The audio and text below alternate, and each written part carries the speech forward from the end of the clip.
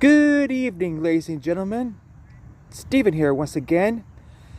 And tonight, I want to talk to all of you out there about my thoughts regarding the Brickyard 400, both the good and the bad, as well as give my thoughts of the season as a whole thus far.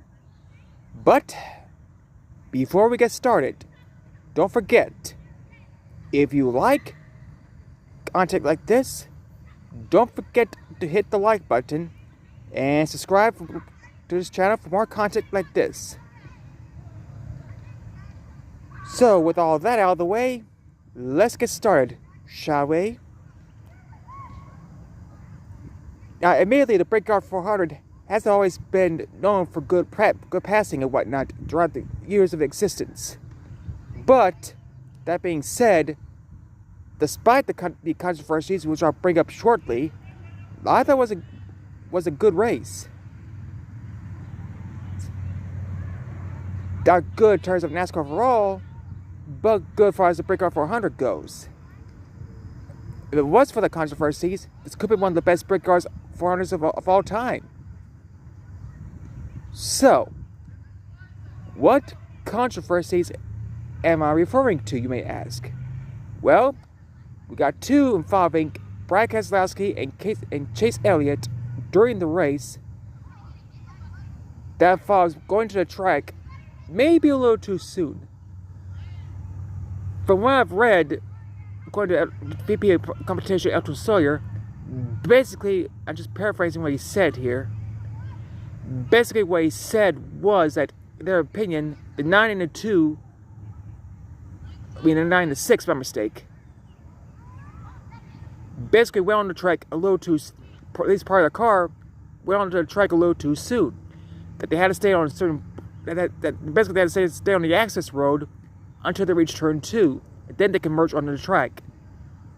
But apparently they did not, or at least not the car did, and they were penalized because of that. Now, it's a shame that both Brad and Chase had to deal with those penalties, but NASCAR made the right call in all of this, but ultimately they need to explain to the drivers and to the media in general, more or less, if you're going to have a rule like this, they need to be specific on which line that they can't pass before merging onto the track. Because that's where the confusion came from for both Brad and Chase.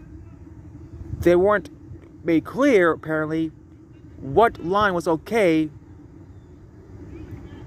where was the out of bounds line in this case, when it comes to merging onto the track. But ultimately, NASCAR had no choice and made the right call in this case. That being said, let's move on to controversy number 2, the restart. Or rather, when Brad Keselowski ran out of gas, had to come down pit road with the pace car, that put Kyle Larson into the spot where Brad was. But Ryan Blaney was the control car at that point, because he took over as the lead car. NASCAR decision not to throw at least one more lap on the yellow kind of makes sense there too. Because what was even the point? I mean, some clarification on who was the lead car at that point would have been nice, yes. Especially between Larson and Blaney. So I do get the criticism regarding that. But ultimately, NASCAR again made the right call. What I would disagree with, though, is the Ryan Pearson incident at the end of the race, where he spun, hit the wall, and couldn't get going until after the leaders took the white flag.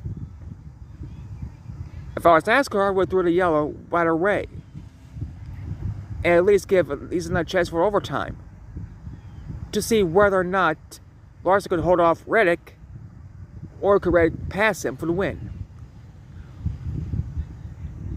The way fans sees it, to some degree, says that NASCAR is trying to favor Larson, so as a makeup for what happened at Indy during the 500, where he did race the Indy 500, but couldn't make a start at 600 because of rain at both events. And NASCAR got what they wanted out of the deal. Basically saying, hey, we're sorry that we screwed you out of a chance to run the Coke 600, so to make it up to you, we'll give you the Brickyard 400. At least on the surface, that appears to be the case. And I will give NASCAR credit for trying to give Pierce a chance to restart the car. But in this case, they should throw the caution out. And I asked for Larson dropping the restart prior to that. Unless they make it black and white and say that you can't pass the control car prior to the start-finish line, you're always going to have issues like this. And I know NASCAR has that rule to extent at the initial start of the race, but every restart, start-finish line, if you pass the car before that, unless said car spun their tires or had trouble, you will be penalized. That's what NASCAR needs to do going forward. Because if Blaney spun his tires, okay. If someone hooked Blaney because he couldn't get a good start, again, okay. But to me, Larson should have been penalized. Should have been penalized for seemingly jumping the restart. Now, before I go on to my recap of the season as a whole, I do want to congratulate Riley Herbst and Ty Majeski for winning Friday and Saturday for winning the Xfinity Truck Series races this past weekend as well. And in the case of Majeski, it's the first Ford win in the Truck Series this year, which itself is a impressive feat considering that Ford was winless up to that point in that series. And Ford going back-to-back in the Xfinity Series was neat as well. Especially considering that his teammate Cole Custer will be going back to the Cup Series next year. Since it's been confirmed on Saturday that he's going to drive the 41 car next year for the Haas factory team, and they'll be getting some support from RFK. What we don't know at this time, however, is who's going to drive the two Xfinity cars for that team. Even though it's rumored that Hailie Deegan could get one of those rides. But we have to wait and see regarding that. So now, on to the Cup Series recap, as it were. Overall, I thought the season was good. Thus far, anyway. Surely has its ups and downs, but I would say the best races thus far this season have been Atlanta, Bristol, and Kansas. Now, Atlanta and Kansas mostly due to the finishes, but Bristol for being probably the best solid race thus far. And we have to wait and see when we get to Richmond if the tire experiment there will produce something similar or not. But we'll wait on that in a couple of weeks. Now to wrap things up for today, I wanted to give you guys my Championship 4 predictions when we get to Phoenix. Bear in mind, I could change my mind by the time the playoffs start, and when we get to Phoenix itself. But this is, as of now, my early Championship 4 predictions for the Cup Series, and who else might sneak in and upseed them.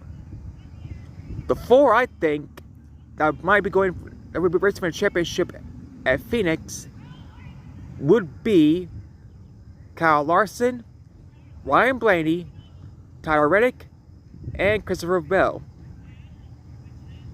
With I think the only other 2 drivers that might have a chance to get into the Final 4 at this point would be Chase Elliott and Denny Hamlin.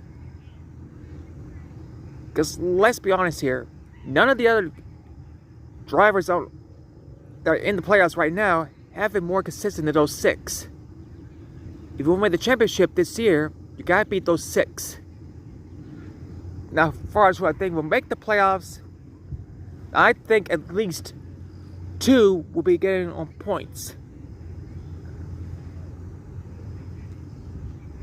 With the 2 being Truex and Buescher.